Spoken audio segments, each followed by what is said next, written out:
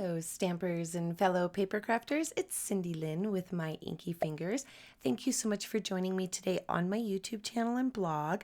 I want to quickly mention that I am doing some blending on my stamps for this card, and I will put a card right up above in case you haven't seen my blending on stamps. You can go and look at that and then come back here and be able to follow along. Now, I also wanted to mention that I did change the name of the series to Master Your Card Making Skills. It seemed that I was getting a lot of confusion with the word case. People weren't quite understanding what that is. So for clarification and to make it easy, I do case cards every Monday, and there's the card that I'm casing. It is on page 110 of the 2018-2019 catalog. Now, I do want to mention really quick here with this stamp. When you have one color, you can use one color, stamp it off, use the second generation as your background, the second generation ink, and then just use your foam dauber to add a little bit darker hue around the outside. So you can get a two-tone effect with one ink pad. Now for this part, I wanted to die cut out my sprigs and leaves, but I didn't want to die cut them out of plain regular paper. I wanted them to have more texture and pizzazz. So I used the soft sea foam and I stamped that down right from the pad onto the paper, pulling out the foam dauber, and I'm going to add some old olive there. And I'm just kind of dabbing it around and creating kind of a marble effect so that when I cut out the little die cuts that I'm going to pull out here right now, they'll have a little bit of texture. I'm also going to pull out all of the coordinating dies for the beautiful bouquet out of the beautiful bouquet bunch dies, and I'm going to go get those all die cut. Now I am going to stamp the insides of my flowers, and I chose to use the crushed curry. Now you could actually emboss these if you wanted with some clear or some white or whatnot, just to add a little bit of extra texture and dimension. Totally up to you. It's your card. You put what you like in there. At the end, I actually put some rhinestones in the center of the flowers just to make them pop a little more as well. But I did use two different centers out of the beautiful bouquet. Now, if you notice on the cased card, there was a striped background. I don't have any DSP designer series paper that has stripes, so I pulled out two of my Stampin' Blends, the light Bermuda Bay and the dark Pool Party. And I'm just going to go for it and create my own stripes. I mean, I'm not going to make it perfect because when it's perfect, it's not homemade anymore. And I really like how organic this ends up looking. So I just go back and forth with each color, and I'm just adding stripes all the way down the side of the paper. Now, quick tip, when you do this, do your stripes a little bigger because I made a big boo-boo, and I'm going to show you here in a bit what my boo-boo was. But if your stripes are a little wider, then you won't have the same problem with making a boo-boo. So now I'm just going to kind of eyeball where I want to cut that after I cut out my doily from Doily Wishes, and I'm going to use the brush end. That's an extra add-on option for the take your pick, but it comes with that nice pad and you can just rub the brush and all those little pieces come out so perfectly. I absolutely love it. Now here's where this is the beginning of my boo-boo. Now I cut this to be 3/4 of an inch wide, but what I did is I wanted to flag the ends, so I laid everything down there and I thought I had a good visual of where I wanted to cut this so that I could flag the ends, and I ended up cutting it a little bit too short, and I did use my paper trimmer to trim those off because it's a little thicker at 3/4 of an inch, and I wanted a nice straight cut to guide me when I do my flag ends. But just as I'm about to start here, I thought, uh-oh, this is going to be too short. So I went back and I pulled out the leftover of my background, my striped background that I created. And this one ended up being a 1/2 inch, which I'm not mad at because the finished card, you'd have never known I made this mistake if I'd have cut it out. But I didn't want to cut it out. I wanted to show you guys that sometimes we all make mistakes, right? So I'm going to slow this down and I'm going to zoom it in. And I'm going to show you up close how I do these flag ends. I just take my snips and I make a little snip in the center there. And then I go from the corner of the cardstock right up to that center where as far deep as I snipped it. And I didn't quite get it all the way on my first snip, so I'm going to go back. I don't pull the paper out because then you're compromising the paper and you'll pull out those little hairs, and I wanted a nice crisp cut there. So again, I'm just going to snip it into the center a little, maybe a 1/4 inch or maybe a little over a 1/4 inch. You eyeball it and figure how deep you want your little flag ends to be. So now that I got that all nice and snipped up perfectly, I'm going to kind of replace everything there and get an idea for how I want the doily to look. Now, I cut off about, I guess, maybe a 1/4 of it, and I went to stick that there and thought, no, that's not quite enough. So I put it back in the trimmer, and I'm going to pick it up and show you here in a second, but it ended up that it's pretty much cut in half. So there's the 2 pieces that I cut off. So depending on the doily die that you use, if you use the same one I did out of Doily Wishes, then you'll want to cut it in half.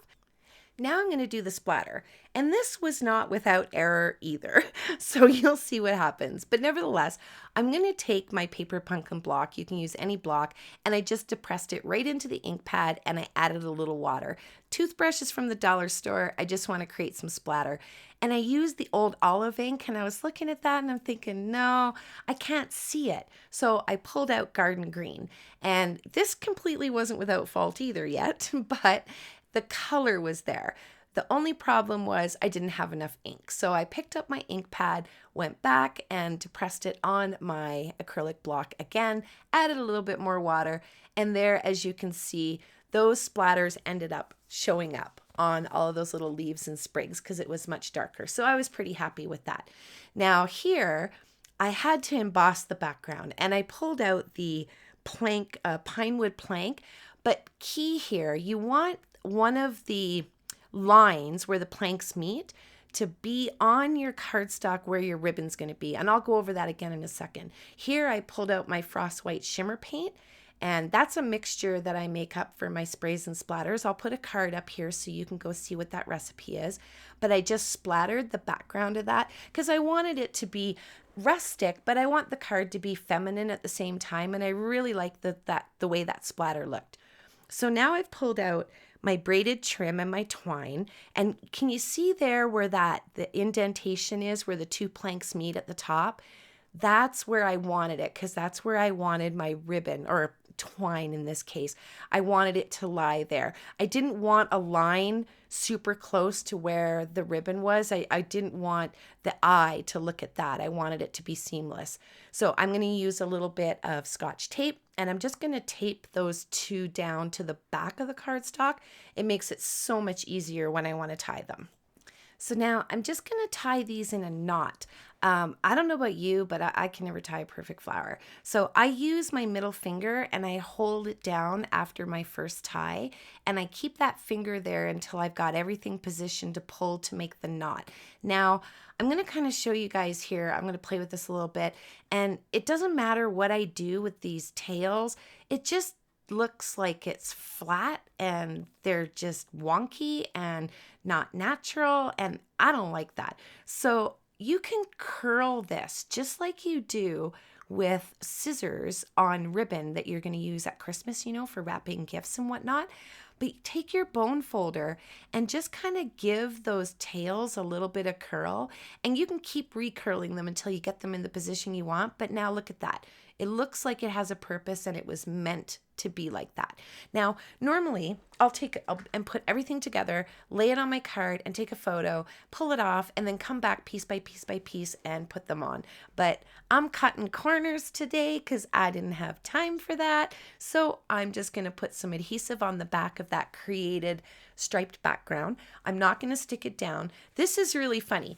I had to put this in here because I went to go adhere that yellow flower, and that thing was gone. Gone, gone, gone. So I went to stamp it again, stamped the wrong flower. So then I got the right flower out, stamped that, didn't get a good impression, had to redo it 3 times. It was absolute nuts. It was mayhem. I could not find that flower. And even after I cleaned my whole workspace and I was done, put everything away, there was still no flower. To this day, I still can't find that flower. Has that ever happened to you?